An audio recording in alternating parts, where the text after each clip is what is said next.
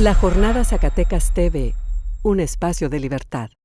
En el caso de la Ciudad de México, quien cuenta con alrededor de 9.200.944 habitantes que cohabitan con los casi 17 millones del Estado de México, según los datos del INEGI 2021, es un reto garantizar derechos y servicios básicos de salud como vivienda, seguridad, educación, recreación, entre otros aspectos a las personas. Es por ello que es especialmente relevante el estudio de las políticas públicas realizadas en la Ciudad de México, quien ha sido gobernada desde 1997 hasta la actualidad por partidos políticos que se identifican de izquierda y progresistas, quienes han aplicado políticas sociales que buscan o tienen como principal objetivo crear condiciones de equidad social, promover y garantizar el ejercicio de los derechos sociales, adoptar criterios de universalidad y tener una mayor participación ciudadana, así como disminuir los niveles de desigualdad y dotar de una mejor calidad de vida a las personas. Han sido eficaces las políticas públicas en la Ciudad de México para disminuir la desigualdad política, económica y social. ¿Qué retos tienen que enfrentar los gobiernos de la Ciudad de México para otorgar el acceso a los servicios básicos a sus habitantes? ¿Hacia dónde se dirigen las políticas públicas en la capital? Buenos días, es un gusto que el día de hoy nos acompañen a la conferencia magistral Políticas Públicas Transformadoras caso Ciudad de México. Nos acompaña el director de la Unidad Académica de Economía, Francisco Núñez Betancourt.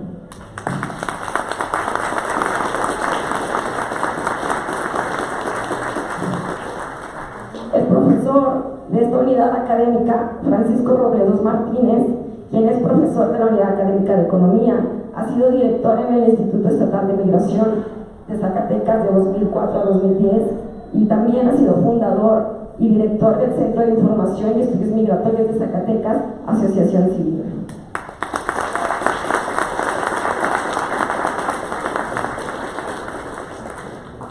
Nos acompaña el maestro Natanael Reséndiz Saucedo, del que me permito mencionar brevemente su semblanza. Maestro en Sociología en línea, Teoría y Pensamiento Social, aunque también es adscrito al doctorado en Sociología de la Universidad Autónoma Metropolitana, Unidad Azcapotzalco, y en cotutela en la tesis París, Esgusto y Ferrer en París, para obtener el título de doctor en Urbanismo y Ordenamiento Territorial. Es profesor de la asignatura de los cursos de Teoría Sociológica, Sociología Urbana de la Ciudad de México y Sociología de la Cultura en la Facultad de Ciencias Políticas y Sociales de la UNAM desde el 2015.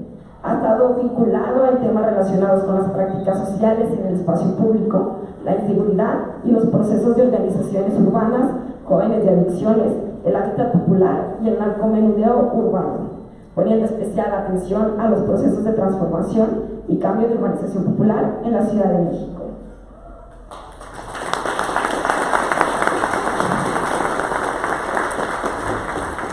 También nos acompaña el licenciado Abraham Eugenio Carro Toledo, quien es egresado de la Facultad de Ciencias Políticas de la UNAM como politólogo. Ha laborado alrededor de 8 años en la administración pública. Entre sus cargos se encuentra la alcaldía de Tlalpan de 2015 a 2018. Ha estado en el equipo del presidente de 2018 a 2022 y ha sido director de pueblos y barrios de la Ciudad de México de 2020 a 2021, además de ser militante de Morena.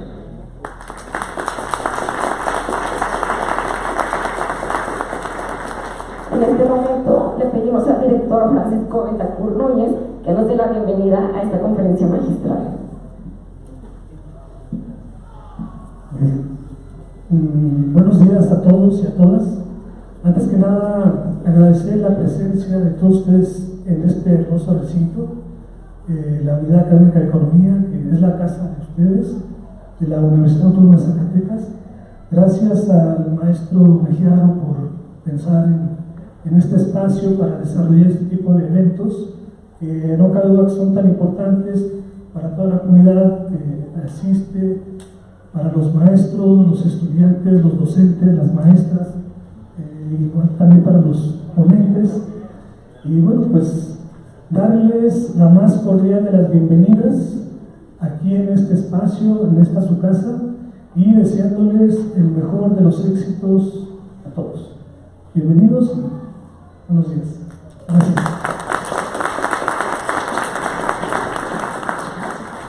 Para la realización de la presente conferencia, cada uno de los ponentes contará de entre 15 y 40 minutos. Al concluir los ponentes presentes, se abrirá un espacio para el diálogo, donde podrán hacerse preguntas, reflexiones y comentarios. Pedimos al público en general escuchar con atención y respeto a los ponentes y poner en silencio sus celulares. Sin más, cedemos la palabra al doctor Francisco Robledo, quien va a comenzar con la ponencia. Ya tenemos dos Franciscos en esta escuela. Francisco es el director. Mi nombre es Fernando Robledo. Si me permiten, yo voy a bajarme para hacer mi presentación. Igual que el director, reitero la bienvenida a esta escuela de economía, que ha destacado como semillero de muchos académicos y servidores públicos, políticos también. Y también quiero aprovechar la presencia del maestro Mejía para agradecerle su cordial invitación, al igual que los ponentes y al director, a la mesa que nos acompaña el día de hoy y a quienes organizaron este evento. Las políticas públicas es un tema fascinante y que define muchas cosas de la forma en que vivimos, actuamos y nos interrelacionamos. Entonces, esta visión de políticas públicas no es única, tiene distintos aspectos o tiene distintos enfoques y teorías, y a partir de cómo se toma, entonces se implementan esas políticas públicas. Lo que vamos a hacer es un pequeño recorrido sobre algunas de ellas, hacer énfasis solo como ejemplo en dos de ellas y aterrizar en lo que implicaría desarrollar esas políticas públicas. Adelante, por favor, la siguiente. La teoría de la administración pública es centenaria y empezó sobre todo en Europa y luego en Estados Unidos. Después de eso, adelante, se han formado 4 enfoques fundamentales, que son la teoría de la organización, el nuevo institucionalismo, la teoría de las decisiones y las ciencias de las políticas. Cabe destacar que esta última es en la que México ha trabajado más con Luis Fernando Aguilar Villanueva, Merino y otros que han seguido esta trayectoria. Adelante. Pero partimos de un concepto muy complejo que significa muchas cosas. El concepto de política. Política es un concepto central, muy familiar, de uso cotidiano y complejo. Vallés lo define como política es un término multívoco dotado de sentidos diferentes según el ámbito y el momento en que se emplea. Adelante. También señaló que tiene 2 dimensiones. 1, la política como gestión del conflicto social, y 2, la política como garantía de integración social. Adelante. Hay distintos enfoques teóricos. Yo escogí 2 rápidamente representativos de esto para ilustrar cómo es el proceso conceptual y teórico de toma de decisiones en la administración pública. Una de ellas es la que se denomina Public Choice Theory, o teoría de la elección pública en español. Esta trata de ligar a la economía con la política a través del Estado, entendido como la suma de voluntades individuales, para saber cuáles son los factores que determinan las políticas que elige el Estado entre las diferentes opciones que se presentan. Adelante. Esta comprende 2 ramas: la elección pública positiva, que estudia las decisiones colectivas o públicas de los agentes públicos; 2, la economía política constitucional, que pretende desarrollar el marco institucional que aminore el poder político frente a la sociedad civil. Adelante. Y esta teoría nace con un economista, James Buchanan, descubrió que era posible la aplicación y la extensión de la teoría económica a las elecciones políticas y gubernamentales, hallado además que era posible extender dicha teoría a las decisiones de los ciudadanos a efecto de hacer posible la elección entre las diversas opciones existentes en el mercado público. Adelante. Entonces, como ven, pues nosotros como economistas, este es un enfoque, se enseñó un tiempo esta teoría en la escuela de manera profusa. Pero hay este otro enfoque en la que México ha puesto mayor atención, y hay un teórico mexicano que destaca, que es Luis Fernando Aguilar Villanueva. Las políticas públicas pueden instituirse como elementos democratizadores, señalan Arias y Herrera. Las políticas públicas constituyen el engranaje más relevante para promover y encauzar las demandas y las transformaciones de la sociedad. Adelante. Las políticas públicas enmarcan los temas de la agenda de gobierno, ahí se define el problema, establecen los instrumentos para alcanzar dichos temas, es el diseño, fijan los márgenes de maniobra de la ciudadanía en el tratamiento de todo el tema, es la implementación, y revelan los grados de consenso o disenso en los logros obtenidos, esa es la evaluación. Entonces, tenemos estos temas que tienen que ver con el camino que deben o deberían de recorrer las políticas públicas. Obviamente que no se realiza si no estaríamos en otra magnitud, por lo menos en nuestra práctica cotidiana. Es difícil encontrar ejemplos donde se pueda empatar la política pública de esta manera integral. Adelante. Arias y Herrera derivaron 5 consideraciones básicas para una definición propia de política pública. Tiene su orientación normativa, el espacio público, la política gubernamental, orientación práctica e instrumentos de ejecución. ¿Por qué se escucha así? Y previsión de resultados. Adelante. Bueno, el maestro sabe de estos negocios también. Y hay una definición muy interesante, a mí siempre me ha gustado, de Luis Fernando Aguilar Villanueva, que ha estado varias veces dando unos cursos en esta escuela. Y él señala lo siguiente respecto de los siguientes componentes. La política pública es institucional, es elaborada o decidida por una autoridad formal legalmente constituida en el marco de competencia, es colectivamente vinculante. La siguiente, por favor. B. Decisorio. La política pública es un conjunto, secuencia de decisiones relativas a la elección de fines o medios de largo o corto alcance en una situación específica y en respuesta a problemas y necesidades. Siguiente, por favor. Comportamental. Implica la acción o inacción. Esto es bien interesante, la acción o la inacción. La inacción también es política pública. Es una política pública de no tener política pública, valga la expresión. Entonces, es sobre todo un curso de acción y no solo una decisión singular y causal. Son los productos de acciones que tienen efectos en el sistema político y social. Por eso me gusta esta definición de Luis Fernando Aguilar Villanueva. Adelante. Vallés define estilos para hacer política. Y estos estilos también nos dan un marco para saber qué tipo de políticas públicas nosotros tenemos. Él establece 4: anticipativo, consensuado. Se ha identificado tradicionalmente con políticas elaboradas en el seno de sistemas políticos como los de Suecia o Japón. Anticipativo, consensuado. Reactivo, consensuado. Se ha dado en políticas elaboradas en Gran Bretaña, donde se producía una amplia consulta de carácter previo en una pluralidad de actores implicados. Después ustedes tratarán de ubicar dónde se encuentra la del país en su conjunto. Adelante. Anticipativo y positivo. Correspondería a las políticas nacidas bajo esquemas de planificación indicativa e impulso público como las que se han dado a menudo en Francia. Y finalmente, reactivo e impositivo. Sería el característico de muchas políticas económicas de choque adaptadas por los gobiernos ante el estallido imprevisto de crisis. Ustedes deciden dónde está la que ustedes conocen aquí. En la lógica de esta presentación del análisis de políticas públicas, fuimos invitados para hacer una exposición académica, analítica, sobre las políticas públicas exitosas o el trayecto de unas políticas públicas que han sido aplicadas ya con resultados a 4 años de gobierno en la Ciudad de México.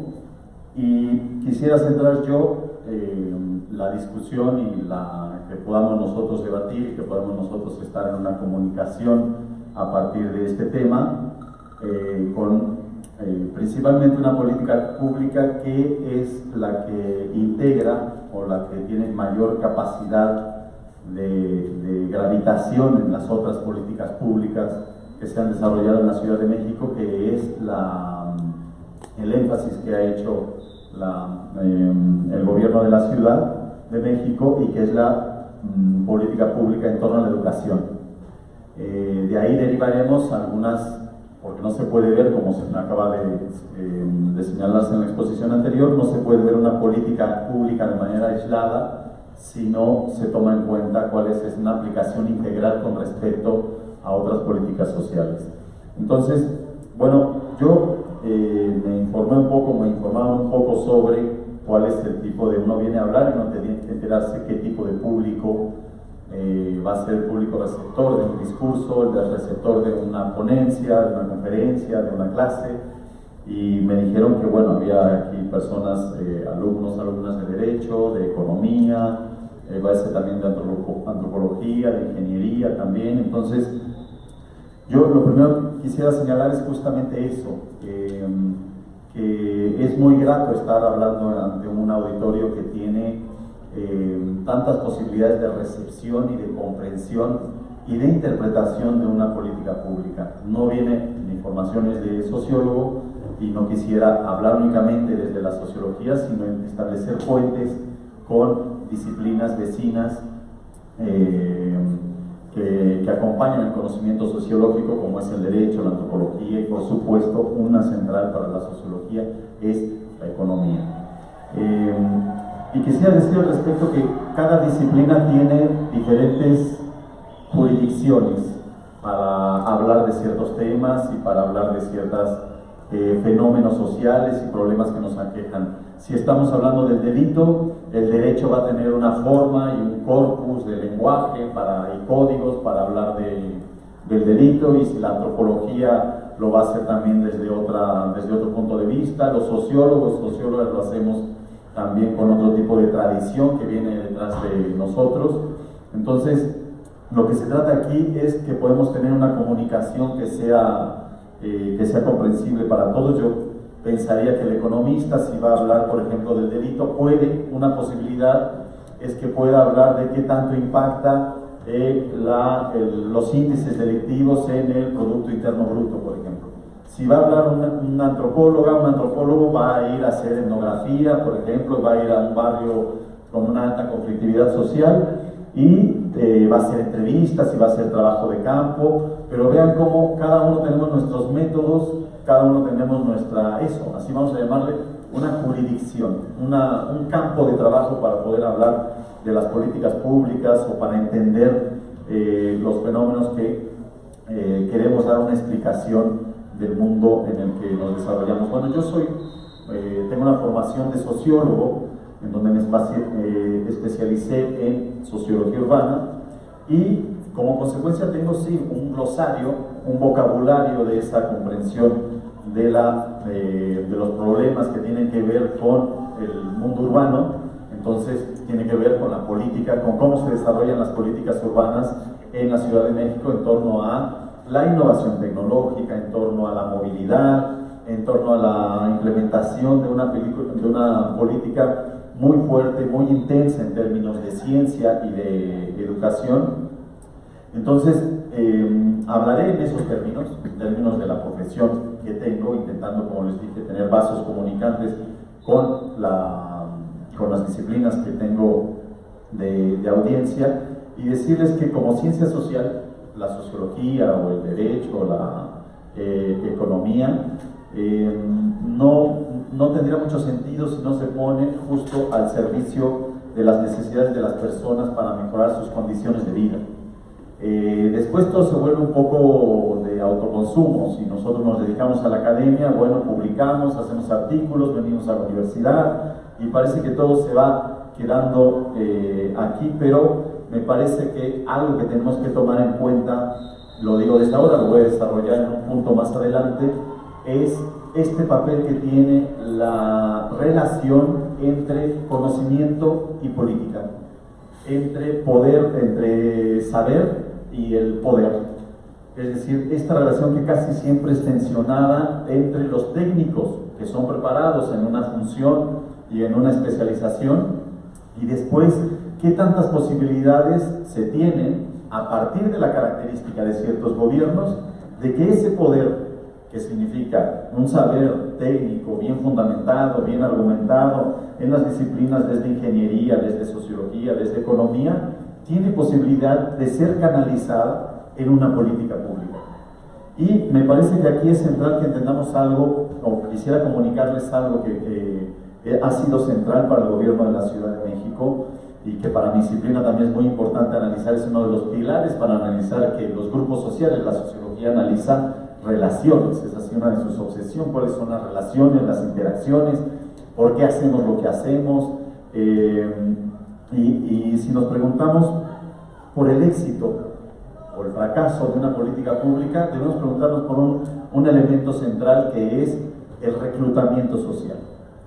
¿Y por qué digo esto? Porque los gobiernos van cambiando de tendencia política, van cambiando de colores, van cambiando a partir de elecciones, a partir de los partidos, y yo quisiera hablarles del gobierno de la Ciudad de México, que ha tenido un factor muy importante previo a la aplicación de las políticas públicas, que es eso: de dónde se reclutan los técnicos, los politólogos, los sociólogos que van a participar en el gobierno. Y sí vemos en el gobierno de la Ciudad de México que uno de sus éxitos está justamente en que ha podido reclutar a personas que vienen de una tradición universitaria muy fuerte. Entonces, una parte del oportunismo político de meter a un personal por cuota, aunque no sepa hacer mucho, para implementar una política pública, me parece que eso se ha reducido con el liderazgo de la jefa de gobierno, que ha insistido mucho en el cuidado que tiene en el reclutamiento del personal profesional que va a aplicar las políticas públicas. Y entonces vemos ya a gente de la UNAM, a gente del Politécnico. Ella directamente tiene su origen como una científica de la UNAM, y eso yo creo que, analizando la política pública, es quién la pone, quién la aplica, quién la lleva a cabo.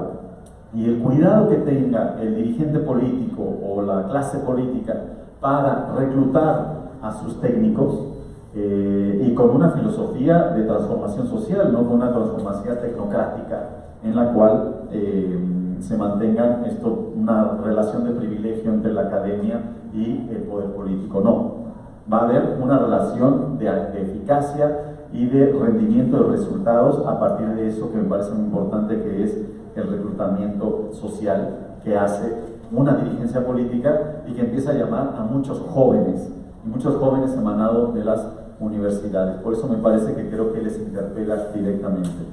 Bueno, entonces yo no soy partidario tampoco de hacer una charla en el cual empiece a hablar como un sociólogo que está como les está hablando desde una manera muy abstracta, con lenguaje sociológico, y les vengo a hablar concretamente de algo que en el gobierno de la ciudad se ha llamado el corazón del proyecto social, que es la educación pública. Pensemos de entrada en lo que quiere decir esta afirmación, que un gobernante diga que el corazón de todo su proyecto está en la educación pública. Y entonces tenemos ahí que algo que también quiero resaltar, que un poco se dijo también en términos de la política pública, el desarrollo de la política pública. Todo gobierno tiene, en el análisis que podemos hacer de un gobierno, tiene un orden de prioridades. Que un gobierno apueste que en el orden de prioridades esté la educación, y ahorita voy a desglosar un par de puntos, me parece absolutamente notable y destacable. ¿Por qué? Porque el orden de prioridades, en el sentido más directo, es dónde vas a poner los recursos. ¿Cuál es tu idea para dónde vas a poner así el dinero? Tienes tú un presupuesto para manejar. Tu orden de prioridades, ¿dónde va a ser? Política social. De la política social, ¿cuál va a ser tu base? La educación. Y entonces, imagínense si una dirigencia en el cual diga, bueno, vamos a poner la mayor atención, mi orden de prioridades va a estar en la educación. Bueno, empezamos con algo que en la educación quiere decir el programa de Mi Beca para Empezar. Mi Beca para Empezar tiene 1.200.000 personas alumnos de primaria y de secundaria que ya tienen eso que se consideraba en la educación neoliberal como una beca que estaba dirigida a quienes cumplían las normas de excelencia. Solo aquel que tenía algún mérito en toda la ideología de la meritocracia y del rendimiento por medio de buenas calificaciones y de cumplir con todas las características de ser un alumno de excelencia tenía beca, todos los demás no. Y entonces, ¿esto qué generaba? Esto generaba una reafirmación de la desigualdad, porque nunca se preguntaban por qué aquellos que no tenían éxito en el sistema escolar, de qué condiciones sociales venían. La política imagínense, la política pública de la Ciudad de México que dijo, se acabó esta mitología de la educación meritocrática neoliberal y dijo, todos aquellos alumnos y alumnas que estén en el sistema de educación básica van a tener una beca. Y la beca sale de la ideología del mérito y entra a la idea de poder restablecer de poder más bien reducir la brecha de desigualdad. Entonces, este engaño que nos habían dicho que las becas de excelencia solamente eran para los mejores, bueno, tenemos una beca que genera ya una ampliación en el sistema de estímulos, en el sistema de motivación de un alumno que se dirige todos los días a la escuela. Bueno, como segunda cuestión, yo les diría, así por razones también un poco de tiempo, que se invirtió en infraestructura educativa. Hay ya 5 preparatorias, 2 universidades que se generan como nuevas, y hay 40,000 jóvenes que ya están estudiando en universidades y en planteles bien establecidos, con una plantilla académica que está sometida también a estándares de recepción muy importantes, es decir, una buena plantilla académica, y en los cuales son 40,000 jóvenes que ya tienen una posibilidad de entrar a un aula, de tener una vida cotidiana, de levantarse temprano, dirigirse a una escuela, conocer personas, ser parte de una institución. Es decir, ¿qué les quiero decir en términos sociales? Que ya encuentran un espacio de integración, de identidad, para las posibilidades de una política pública exitosa. Es decir, imagínense la importancia que tiene para un ser humano joven poder entrar a una universidad de la salud o entrar a una universidad de la Rosario Castellanos, que fue la que se habló y que tiene estos 40,000 alumnos, que es ese sentido de pertenencia a un grupo social. Tienen una credencial, se pueden sacar descuentos por ser estudiantes, se pueden reunir en un salón de clase y quizá no en la esquina de su barrio. ¿Y qué quiere decir esto? Que pertenecer a grupos sociales implica también un fortalecimiento de la autoestima. Es decir, a lo mejor me fue mal en mi casa, pero en esta materia me fue muy bien y entonces me voy sintiendo integrado a un grupo. Eso es lo importante también, de que no solamente hablemos de cifras, sino hablemos del impacto que tiene en la vida cotidiana de las personas. Bueno, por último está, en términos educativos, lo que quiere decir que el gobierno lo está pensando en sentido amplio. La educación no solamente está en el salón de clase, las universidades, las preparatorias que se han hecho. La educación está en un programa también muy fuerte que ha elaborado el gobierno de la ciudad, que se llama Pilares. Tiene alrededor de 300 centros pilares donde se enseña música, donde se enseña arte. ¿Cómo? Ah, ¿está el video?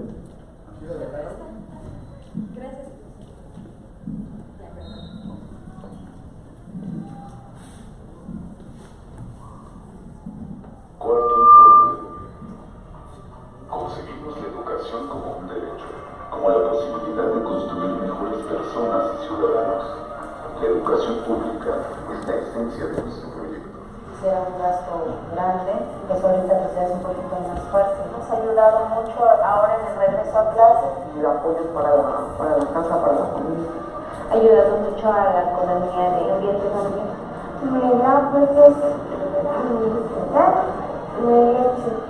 La universidad se abrió después de 20, 25 años que no se creaba una nueva universidad.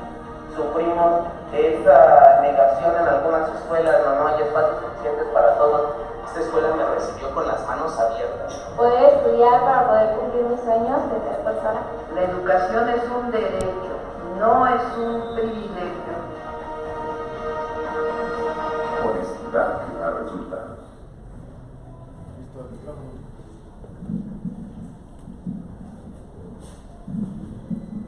Bueno, esa frase que parece un eslogan, la educación es un derecho y no un privilegio, la movilidad en la ciudad es un derecho y no un privilegio para pocos que se mueven en coche y pueden pagar un segundo piso y pueden llegar más rápido a su trabajo.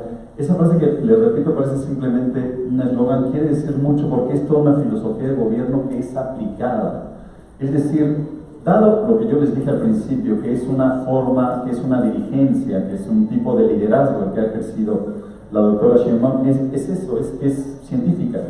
Es directamente emanada, la gran parte de su carrera ha estado en aulas universitarias, en una militancia universitaria, dando clases en universidades, estando haciendo doctorado también en el extranjero y en la Ciudad de México, y quienes han trabajado con ella saben perfectamente que no hay ocurrencias o no hay lugar para la improvisación, hay lugar para el trabajo sistemático, hay lugar para el trabajo científico sustentado con base a datos, a un análisis previo, a análisis de la población que va a ser afectada y que va a ser beneficiada con estas políticas. Y les repito, ¿por qué un gobierno decide meter los recursos económicos en programas sociales? Esto tiene que ver también, de nuevo, con el tipo de liderazgo y con la trayectoria social y política que ha tenido este liderazgo de la doctora Sheinbaum. Bueno, les hablaba de los 300 centros pilares donde se enseñan desde artesanías, artes plásticas, música, deporte, y esos están sobre todo en las zonas más deterioradas de la ciudad, con mayor conflictividad social. Quiere decir que cuando nosotros vamos en cualquier ciudad, en cualquier parte de las ciudades importantes en el país, nos encontramos con que de repente hay espacios con una altísima conflictividad social, hay delito, hay inseguridad. ¿Y qué es lo que no vemos cuando vemos tantas cosas de violencia, tantas cosas de inseguridad, tantas historias terribles? Lo que no vemos es la presencia del Estado, no vemos la presencia del gobierno, hay una ausencia. El gran ausente es el gobierno, son las políticas públicas. Pasa todo, pero no está el gobierno. No vemos ahí algo que nos diga, aquí hay una representación del gobierno que quiera atender este problema. Muchos lo quieren hacer únicamente con políticas represivas, en fin. La política territorial, social de la Ciudad de México está basada en estas instituciones.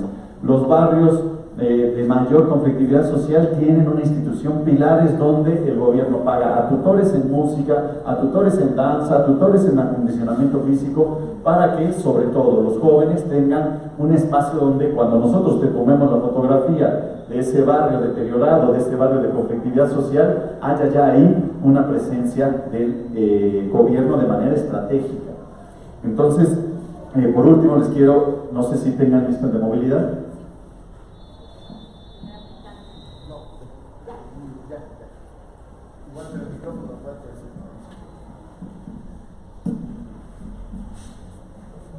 Cuarto informe de gobierno.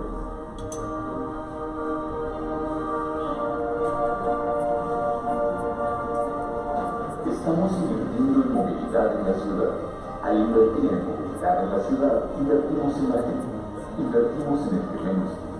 Pero sobre todo, más importante, estamos construyendo una ciudad para todos y para todas. La comodidad, la rapidez, ha beneficiado mucho, la verdad. Considero que es un transporte muy útil, ecológico y moderno.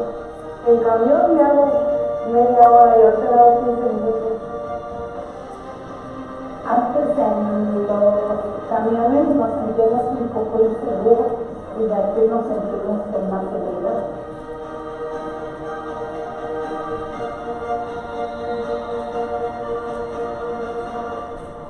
Honestidad que da resultados.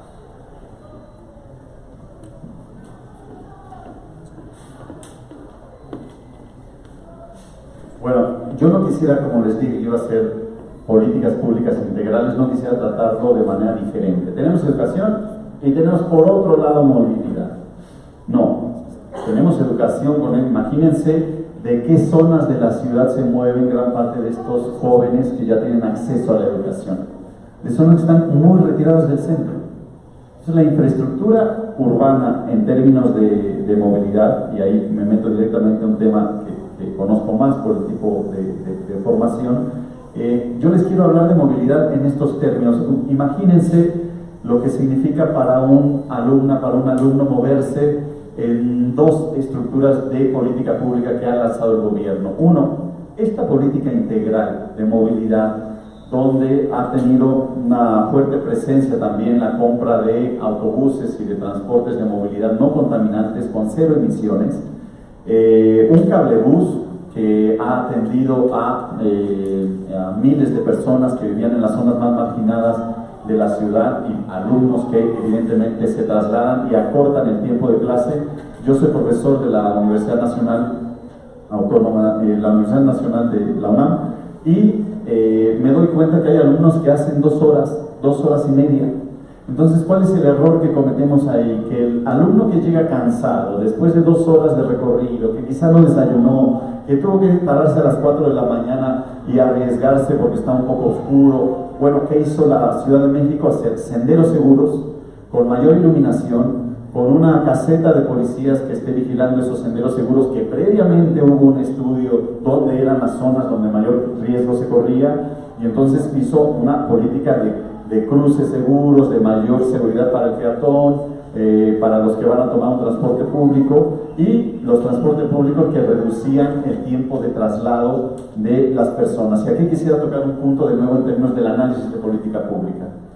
Si la movilidad de la Ciudad de México es barata, es diversa y está integrada, ¿qué quiere decir eso en el impacto de la vida cotidiana de las personas? Y quiero hacer aquí una distinción.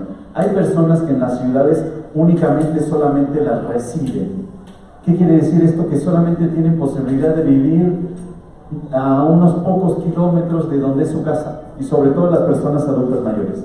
Solo salen a las tortillerías, solo salen al mercado y regresan a su casa.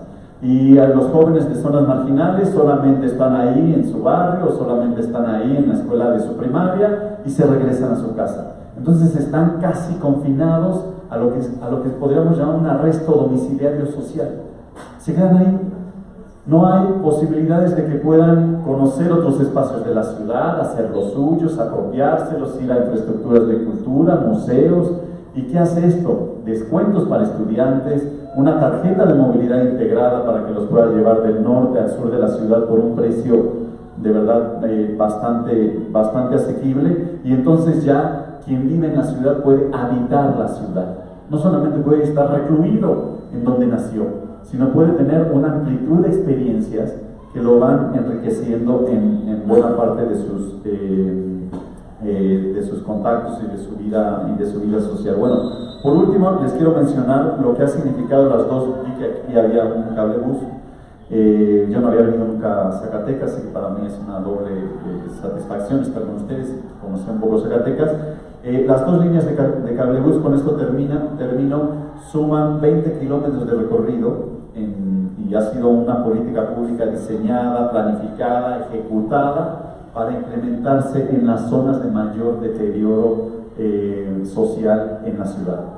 ¿Y qué quiere decir esto? Que, de nuevo, un orden de prioridades. ¿Dónde vas a meter la inversión pública?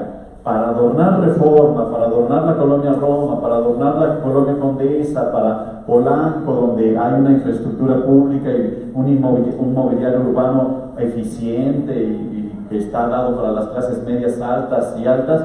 Esos efectivamente se tienen y hay seguridad. Y se tienen políticas muy integradas al respecto para seguir cuidando estos órdenes urbanos, estas colonias y estas zonas. Pero donde se ha metido de verdad la inversión pública en términos de movilidad y en términos de políticas sociales ha sido esta política compensatoria. En donde tenemos mayor rezago, ahí vamos a meter la mayor inversión pública de manera, les digo, bastante planificada y no improvisada. Y bueno, para todo esto yo les quisiera decir que este saber experto de las ingenierías, del derecho, de la economía, en realidad lo que generan no son discursos solamente que se quedan en las aulas, sino que tienen ese poder de transformar y ese poder de construir nuevas posibilidades de transformación para las personas y para transformar también su vida cotidiana. Así que yo les traje solamente esa exposición de de educación y de movilidad, y me parece que tendremos todavía una intervención. Gracias. Muchas gracias por Yo les quiero platicar un poquito el por qué nosotros estamos haciendo esto. Estamos visitando, estamos recorriendo todo el país.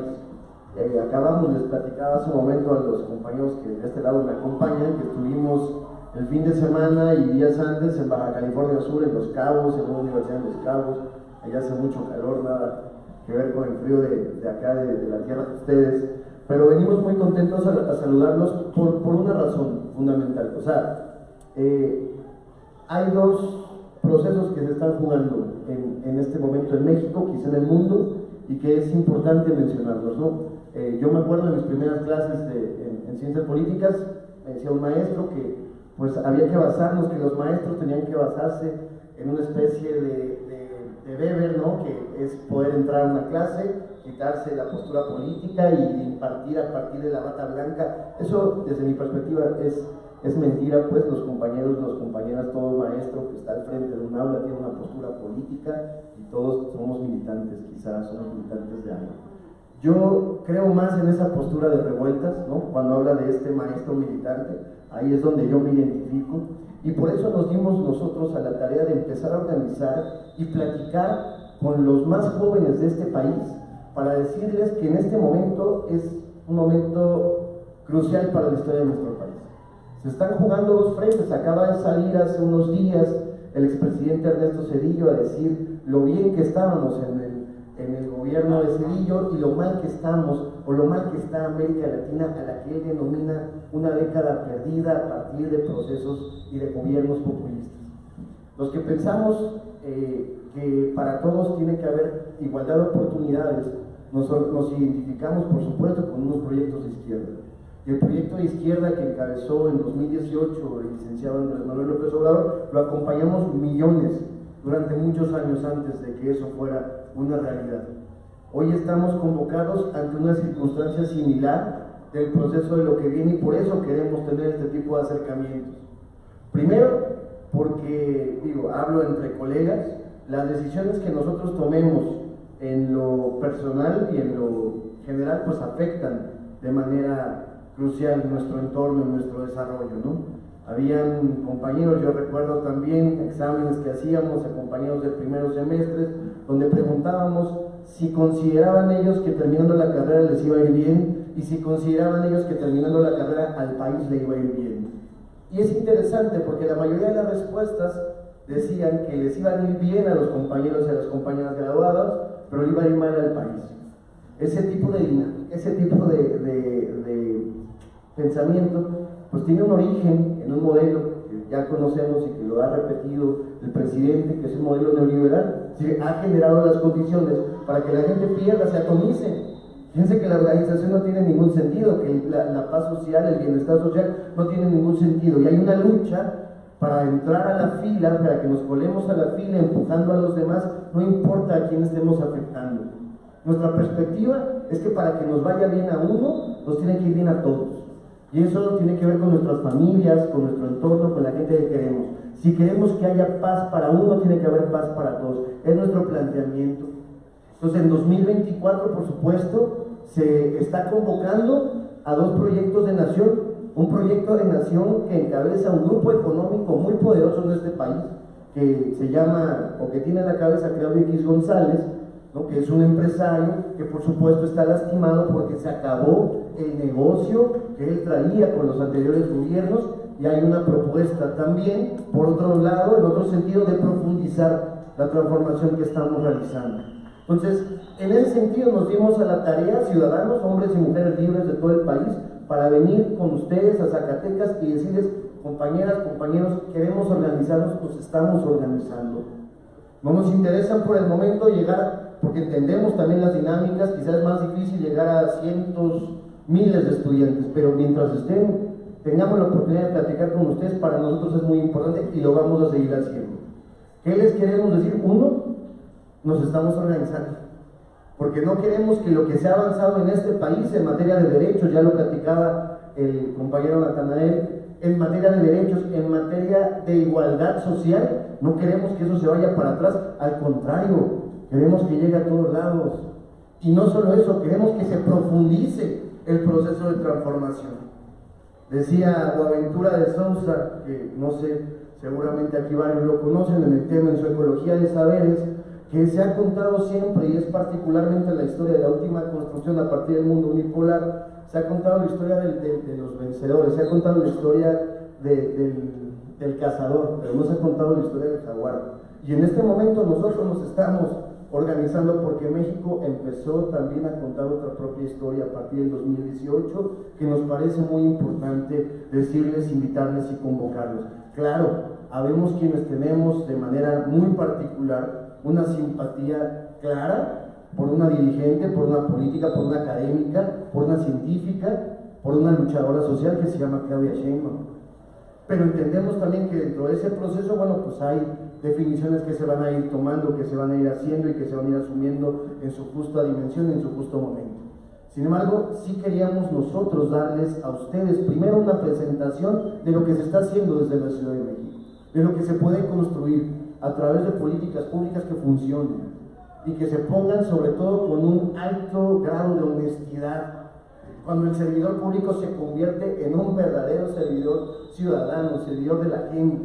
Entonces, dicho eso, nos gustaría también decirles que ahorita quien le interese poderle pasar nuestros teléfonos, nuestros correos, nuestras redes sociales, para que sigamos en comunicación y que este sea un primer encuentro, una primera plática con ustedes de qué es lo que estamos haciendo nosotros, que nos podamos conocer, que nos podamos presentar con ustedes y decirles que vamos a seguir recorriendo el país y afortunadamente no solamente nosotros, este movimiento ha tenido mucho eco, este esfuerzo popular ha tenido mucho resultado a nivel nacional y hoy, en este momento que nosotros estamos platicando aquí en la Universidad Autónoma de Zacatecas, hay compañeras y compañeros que están en otras universidades, en otras latitudes del país, haciendo también este tipo de encuentros. Entonces, venimos con todo el ánimo hacia adelante, queremos seguir construyendo patria, construyendo país. Es necesario, es momento, insisto, de volver a recordar el tema de la patria, de volver a hablar el tema del pueblo.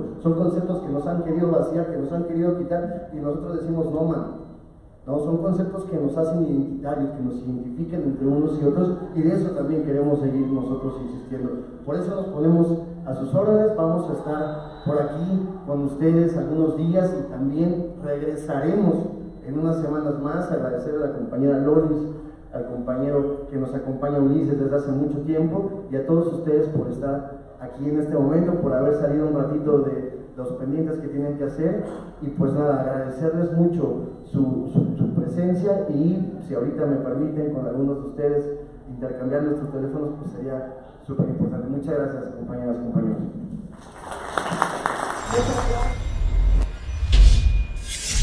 La Jornada Zacatecas TV, un espacio de libertad.